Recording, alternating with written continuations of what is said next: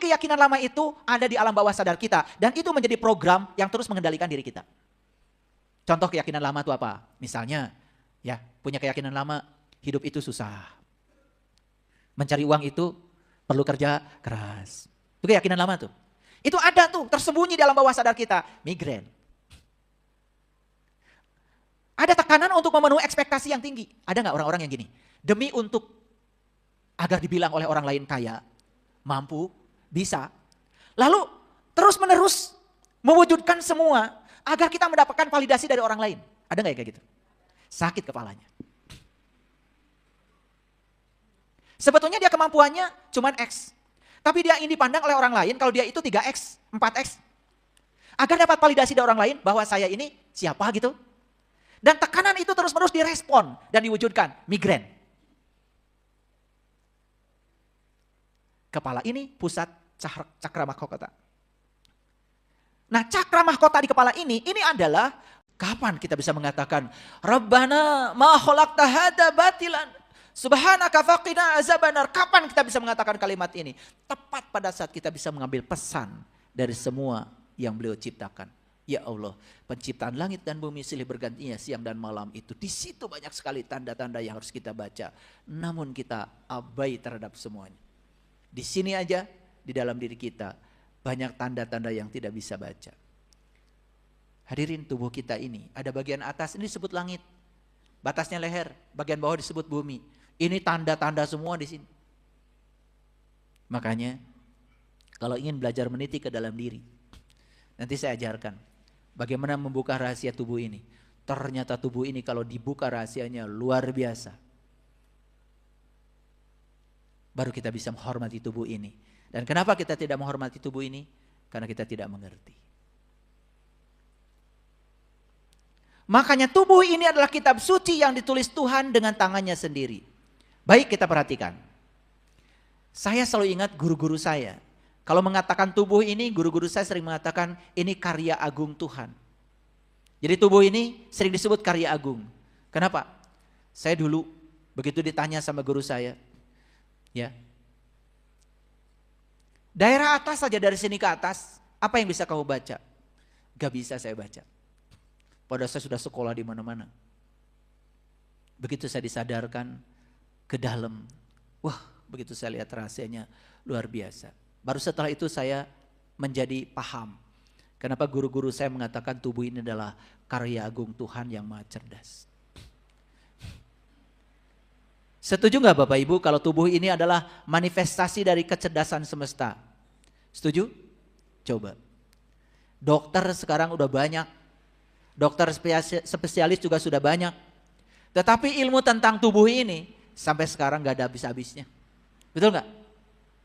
Dan tidak ada yang dokter yang mengklaim kalau dia mengetahui rahasia tubuh seutuhnya, nggak ada. Saking banyaknya rahasia yang tersimpan di sini. Jadi tubuh adalah kitab suci yang harus dibaca dan dipahami.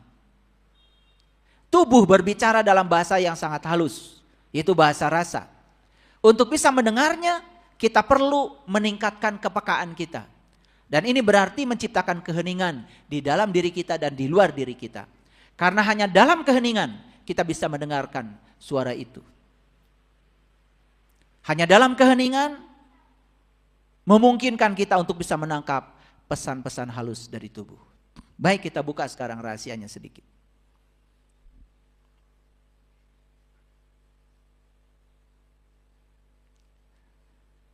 Jadi tubuh ini adalah cerminan dari kualitas jiwa. Ulangi ya. Apa? Tubuh ini cerminan dari kualitas jiwa. Jadi kalau ingin tahu kualitas jiwa kita seperti apa, lihat kualitas tubuh kita saat ini. Karena kualitas jiwa ini sudah dicerminkan menjadi kualitas tubuh kita saat ini. Paham sampai sini? Oke. Tubuh ini bukan sekedar cerminan dari kualitas jiwa. Tapi tubuh ini adalah kendaraan untuk menuntun seseorang mengenal dirinya sendiri. Ini informasi ya Bapak Ibu. Tubuh ini adalah kendaraan untuk mengenal diri pribadi kita. Bagi yang belum tahu caranya, ya nanti harus tahu, harus cari guru yang bisa menunjukkan kalau tubuh ini adalah alat yang bisa menuntun kita untuk mengenal jati diri kita. Kalau begitu pertanyaannya, sakit fenomena fisik atau bukan? Kan tadi tubuh ini cerminan dari jiwa. Kalau gitu sakit fisik, itu fenomena fisik atau bukan? Bukan. Fenomena apa? Fenomena jiwa. Jadi kalau tubuh kita sakit-sakitan, itu berarti masalahnya itu adalah di tubuh spiritual kita masalahnya. Makanya tubuhnya sakit-sakitan, sudah pasti ada masalah, jiwanya kotor. Jiwa yang kotor pasti ya pikirannya juga jadi kotor. Sedangkan pikiran, perasaan dan kata-kata itu adalah memiliki kekuatan untuk menjadi pencipta realitas kehidupan. Kalau gitu saya mau tanya Bapak Ibu, setuju gak dengan saya? Rasa sakit adalah kesempatan untuk menyembuhkan fisik dan non fisik. Setuju? Oke. Badan kita sakit nih. Fenomena fisik atau fenomena jiwa? Fenomena jiwa. Jadi sebetulnya ketika kita sakit secara fisik, sebetulnya itu perintah dari Allahnya itu kita disuruh menyembuhkan apa? Menyembuhkan dua-duanya. Tetapi yang pertama harus disembuhkan adalah jiwanya. Sekarang Bapak Ibu saya tanya, kalau Bapak Ibu sakit, ingat gak sama jiwa? Enggak kan? Ingat obat kan? Makanya besok gering deui. Karena akar masalahnya tidak disembuhkan. Setuju gak Bapak Ibu? Kalau begitu tubuh ini adalah alat komunikasi antara kita dengan Tuhan. Setuju? Alat komunikasi. Karena apa? Kalau tubuh kita sakit, berarti fenomenanya bukan fisik. Fenomenanya adalah ada masalah di tubuh spiritual kita. Sebetulnya Allah lewat sakit mengingatkan kepada kita supaya kita mengambil tindakan untuk penyembuhan apa? Penyembuhan holistik. Jadi yang harus ditindak itu adalah tubuh mana? Tubuh spiritual yang paling atas. Jadi penyembuhan sejati bukan sekedar menghilangkan rasa sakit, tetapi menangkap pesan yang tersembunyi. Jadi tubuh dan jiwa adalah satu kesatuan. Paham ya? Satu kesatuan? Oke. Ada yang sakit kepala nggak saat ini? Ada? Gak apa-apa. Gak apa-apa. Nah, misalnya kepala sakit nih. Apa yang terpikir oleh kita? Langsung minum obat sakit kepala? Hilang pesannya. Padahal, coba perhatikan. Kepala ini pusat pikiran bukan? Kepala ini pusat kesadaran bukan? Dan kepala ini yang pertama merespon segala sesuatu yang terjadi di luar. Setuju? Ulangi. Apa pesan spiritual dari sakit kepala? Perhatikan saya. Ini yang suka sakit kepala ya, migrain. Yang suka apa? Vertigo. Ini bukan fenomena fisik, bukan. Oke, sekarang lihat dulu. Setuju gak kalau ini pusat pikiran? Oke. Setuju gak kalau ini pusat kesadaran? Sadar tuh di sini. Setuju gak kalau kepala yang merespon semua peristiwa yang terjadi? Berdasarkan ini, apa pesannya untuk yang sakit kepala? Satu, ini pusat pikiran. Berarti ini terlalu banyak mikir. Yang gak penting pun dipikirin. Yang masih ilusi pun dipikirin. Yang tidak terjadi pun seolah-olah sudah terjadi, dipikirin. Iya lebaran saminggu deui nya. Geus mikir lebaran, betul enggak? Ya. Saya nanti kalau lebaran gimana ya? Kalau di rumah enggak ada makanan. Padahal belum terjadi, seminggu lagi. Kenapa sih tidak berpikir, saya yakin lebaran nanti di rumah makanannya berlimpah. Kan bisa juga berpikir sebaliknya seperti itu. Betul nggak? Oke.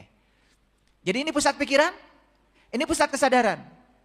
Ini yang pertama merespon. Oke, nih pesannya.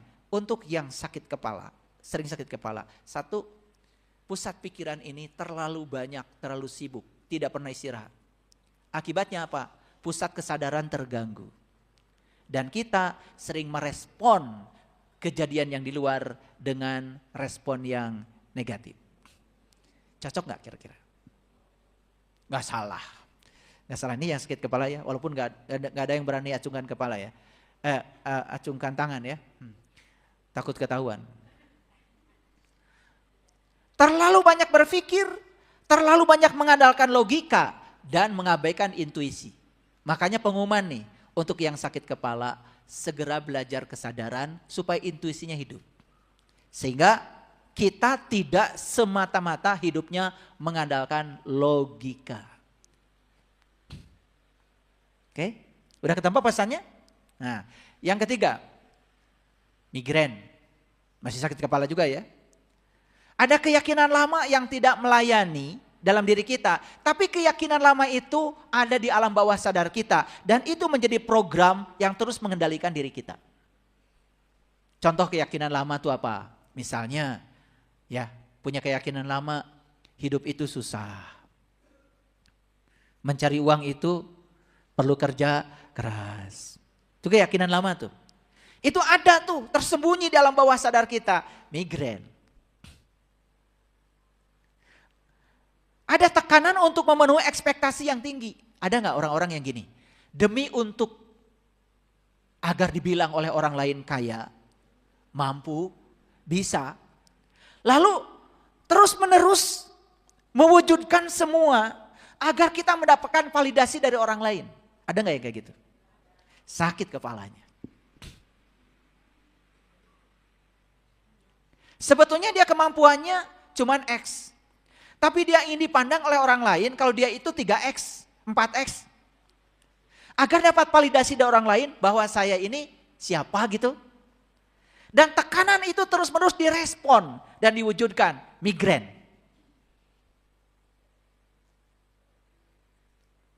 Kepala ini pusat cakra mahkota. Nah, cakra mahkota di kepala ini adalah pusat komunikasi kita dengan alam-alam tinggi. Nah, yang suka sakit kepala ini ada hambatan antara pusat mahkotanya dengan alam tinggi. Sehingga intuisinya nggak hidup. Ada hijab di sini. Jadi kalau ada apa-apa itu selalu mentok gitu. Seolah-olah kalau ada kejadian yang tidak nyaman itu akhir dari segalanya. Migrain.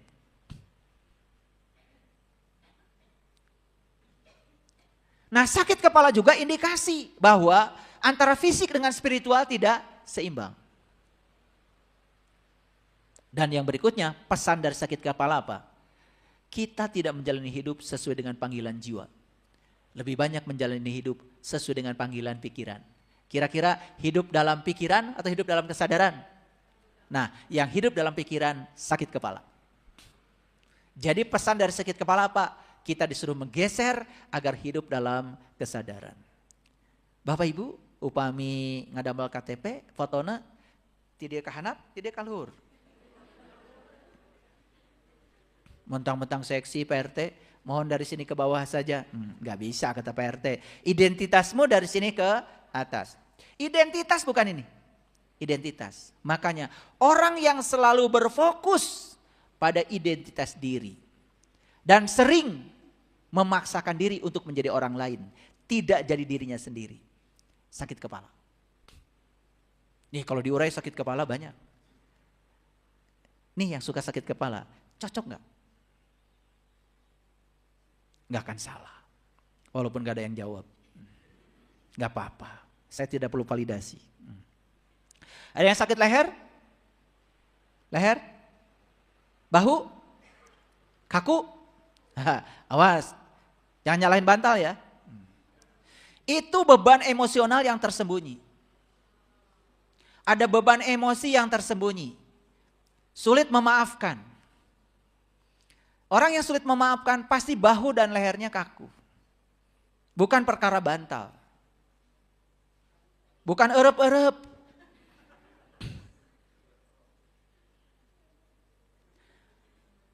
Yang kedua, pesan spiritualnya ketidakmampuan menerima perspektif yang berbeda. Makanya orang-orang yang ingin selalu sama, tidak bisa menerima perspektif yang berbeda, tidak bisa menghormati dan menghargai perbedaan. Leher dan bahunya kaku. Nih pengumuman, yang suka berantem suami istri, saya tahu di sini. Ini kalau saya pegang bahunya kaku, lehernya kaku. Makanya kalau ingin tahu ini tadi berantemnya sehari ini berapa kali, pegang aja lehernya. Kalau orang yang suka berantem, itu karena tidak bisa menerima perbedaan, tidak menghargai perbedaan, ingin selalu sama. Yang diserang pertama kali itu leher dan bahu.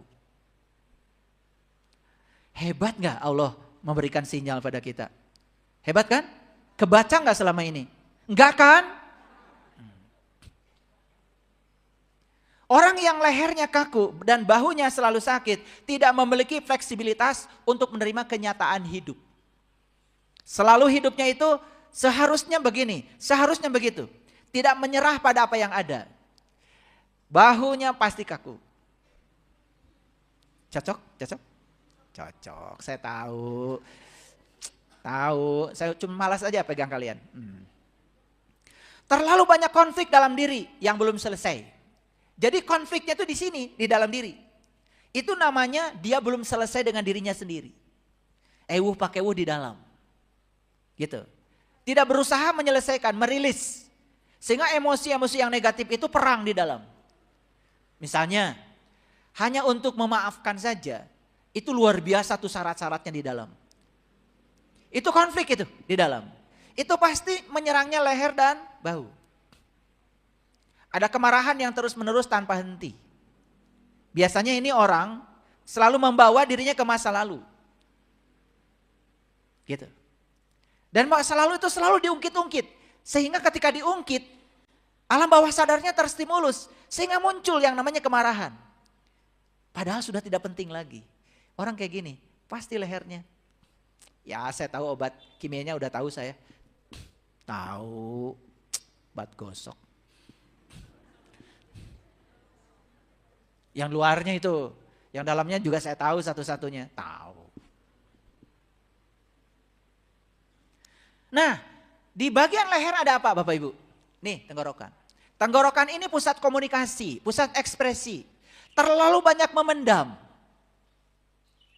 Nih, Bapak-bapak sebelah sini ya. Kalau istri kita sedang bicara itu. Ya, dengerin. Supaya keluar tuh, karena di sini ada tenggorokan buat mengeluarkan ekspresi komunikasi. Kalau enggak, itu lehernya kaku, bahunya. Jadi obatnya itu bukan dipijit, bukan. Didengerin. Ya Pak ya, Pak. Ini sebelah sini kenapa nggak ngejawab? Udah biarin aja kalau yang sebelah sini. Biarin. Yang sebelah sini perlu bicara 26.000 kata sehari. Yang sebelah sini. Yang sini mah 7.000 aja cukup. Ya. Aduh kalau ngerti ya. Makanya saya nanti tanggal 26 April. Spesial ngasih pelatihan menciptakan surga dalam kehidupan rumah tangga. Spesial itu. Karena banyak orang yang gak ngerti. Ini perlu banget ini.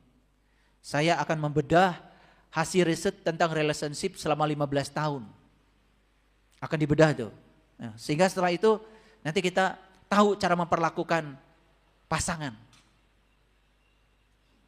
Dan setelah itu insya Allah konflik mulai mereda, kehidupan mulai bagus, mulai menarik hal-hal yang positif dalam hidup. Maka disitulah kuncinya hidup menakjubkan.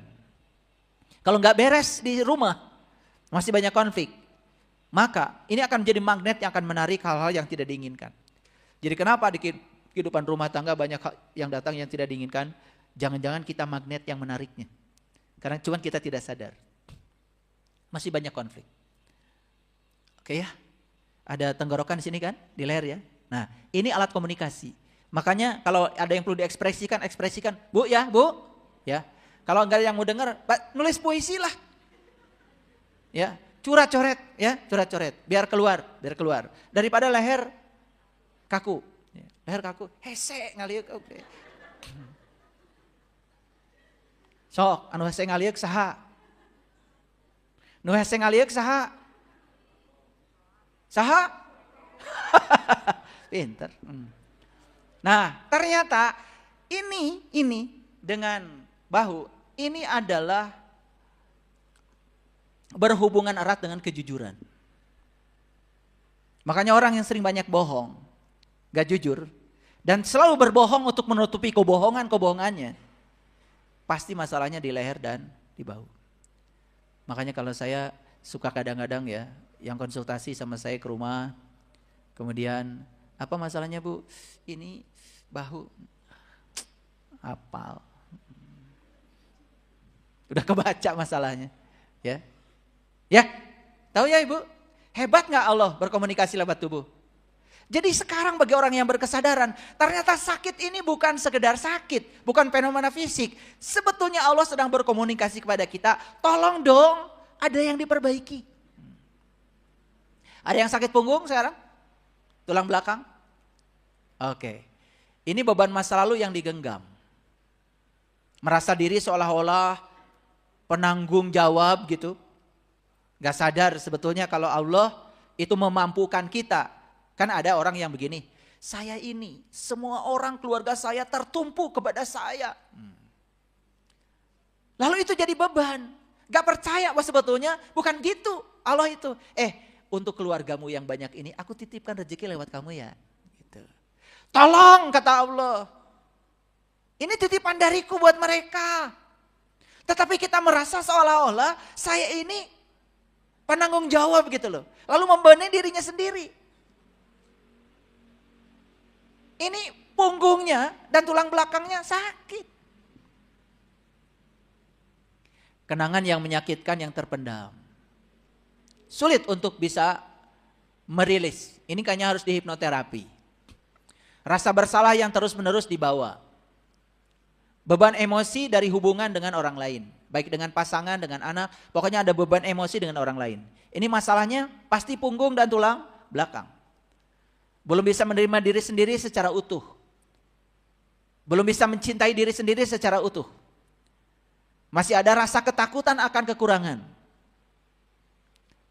Nah, Bapak Ibu, antara tulang ekor sini sama ini cakra mahkota, ini kan dihubungkan oleh tulang belakang. Makanya kalau orang-orang yang sering olah nafas, meditasi, ketika tarik nafas gini. Nah, ditahan nafas di sini, sebetulnya napas yang ditahan di perut itu memberikan tekanan secara mekanis kepada sini. Di sini ada yang namanya cerebrospinal. Nah, cerebrospinal itu adalah cairan di tulang ekor yang dibutuhkan untuk bisa menstimulasi pineal gland di sini. Jadi ketika tarik napas, tahan. Nah, tekanan ini, tekanan mekanis dari napas akan mendorong cerebrospinal dari bawah naik ke atas lewat tulang belakang. Sini. Nah, yang hebat, Allah menciptakan pineal gland di sini terbuat dari bahan namanya piezoelektrik. Jadi piezoelektrik itu adalah material fisika. Kalau mendapatkan tekanan mekanis, dia akan memancarkan dopamin, oksitosin, melatonin, zat-zat kimia yang dibutuhkan untuk kesehatan. Bahkan zat kimia untuk kebahagiaan muncul di sini. Wajahnya orang yang sering olah napas, beda, kelihatan. Beda banget. Ya. Jadi walaupun sudah tua, sel-sel mati, tapi kelihatan auranya beda. Gitu. Maaf ya, maaf. Saya kalau lihat kayak gini tuh suka pengen baca satu-satu. Ya. Katingali dah kumaha tuh. Ya. Nu gede amak ya katinggal. Ya. Mesing di dia pura-pura jika nu saya oge. Jerona mah benang kusut. Jadi jalur energi dari sini ke sini itu terhambat.